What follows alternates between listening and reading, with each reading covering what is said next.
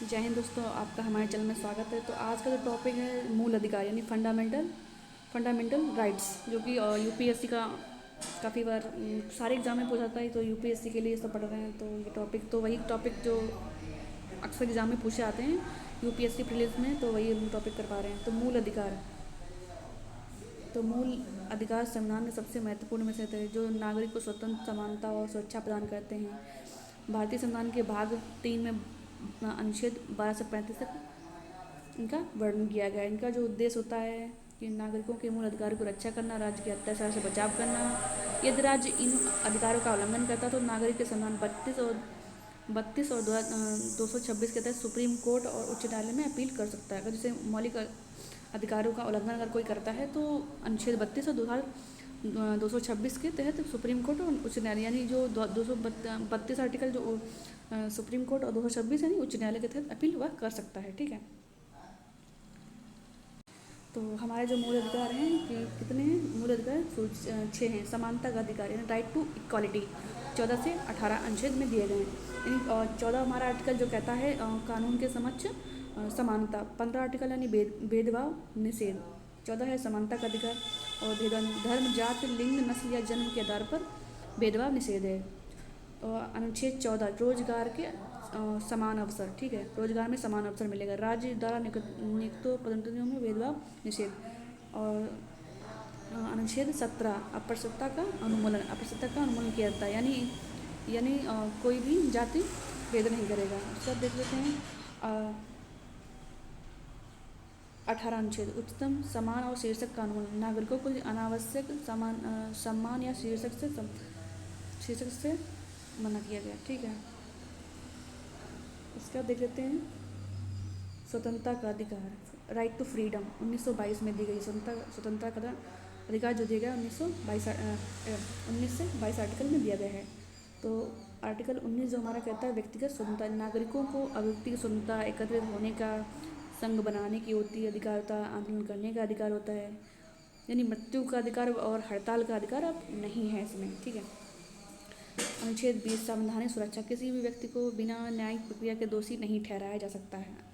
अनुच्छेद 21 जीवन और व्यक्तिगत स्वतंत्रता का अधिकार, यानी किसी राज्य किसी व्यक्ति को कानून के बिना जीवन और स्वतंत्रता से वंचित नहीं किया जा सकता है। अनुच्छेद 22 बंदी गृह सुरक्षा, गिरफ्तारी के समय न्यायिक समीक्षा का अधिकार।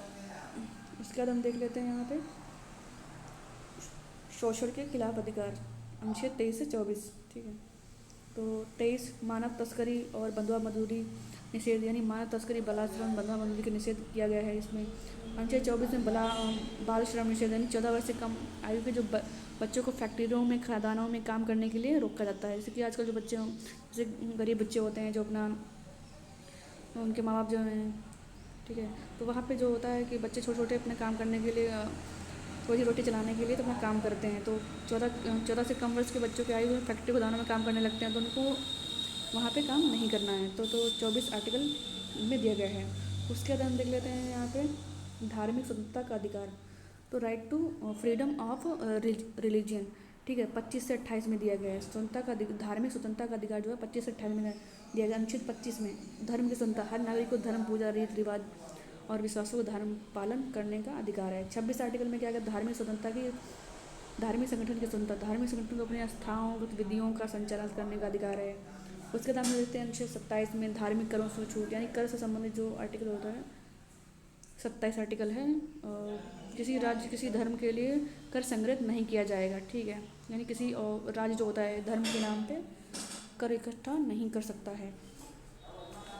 अनुच्छेद 28 शिक्षा संस्थानों में धार्मिक, सरकारी शिक्षण संस्थानों में धार्मिक शिक्षा नहीं दी सकती है।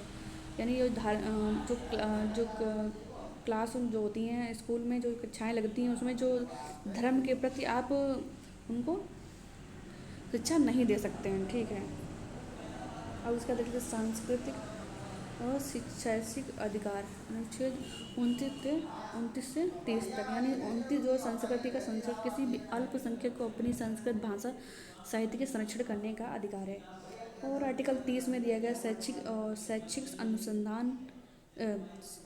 संस्थान की स्थापना का अधिकार, यानी धार्मिक और सांस्कृतिक अल्पसंख्यकों को अपनी शैक्षिक संस्थाएं स्थापित करने का अधिकार। जैसे इसमें संस्कृति और भाषा का संरक्षण करता है, उसमें अपनों स्थापित करने का अधिकार है। उसका देखते संवैधानिक उपचार यानी राइट टू कॉन्स्टिट्यूशन रेमेडीज 32 से 35। तो 32 में संवैधानिक उपचार, यदि कोई व्यक्ति अपने मौलिक अधिकारों का उल्लंघन महसूस कर रहा है तो अपने सुप्रीम कोर्ट में याचिका दायर कर सकता है, ठीक है। 33 सैन्य सुरक्षा और अधिकार के बल सुरक्षा सेवाओं पुलिस बलों कुछ अधिकारियों को वंचित किया हो सकते हैं, अधिकारों से वंचित हो सकते हैं। अनुच्छेद 24 सैन्य कर्मी द्वारा अधिकारों की कमी, युद्धकाल में सैन्य कर्मियों के अधिकारों को प्रतिबंध लगाए जा सकते हैं। अनुच्छेद 35 में संविधान को अनुच्छेद लागू करने के लिए विधायकों का अधिकार संसद को संविधान के आर्टिकल 32 और 33 के अधिनियम का तहत के अधिकार है, ठीक है। उसके बाद देखते हैं मौलिक अधिकार की विशेषताएं सर्वव्यापी, ये सभी नागरिकों के लागू होती हैं। विदेशी के लोग भी कुछ मौलिक अधिकार देते हैं। गैर न्यायिक नॉन जस्टिसेबल, ठीक है। तो गैर न्यायिक नॉन जस्टिसेबल, ठीक है। कुछ मौलिक अधिकारों का पालन अदालतों द्वारा किया जाता है, जबकि कुछ मौलिक संसद द्वारा कानून के तहत किया जाता है। संविधान के प्रमुख इन्हें मूल अधिकार माना जाता है। संविधान के संरक्षण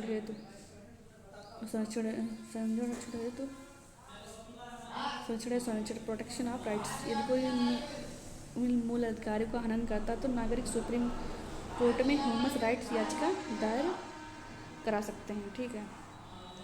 तो मूल अधिकारों की चुनौतियाँ सुधार, सीमित अधिकार, ठीक है, यानी कुछ अधिकार होते हैं प्रतिबंध लगाए जा सकते हैं, जैसे राष्ट्रीय सुरक्षा की लोक व्यवस्था, सुप्रीम कोर्ट द्वारा मूल अधिकारों की स्पष्टता और अधिकारियों में लाना, मूल अधिकारों का उल्लंघन, ठीक है।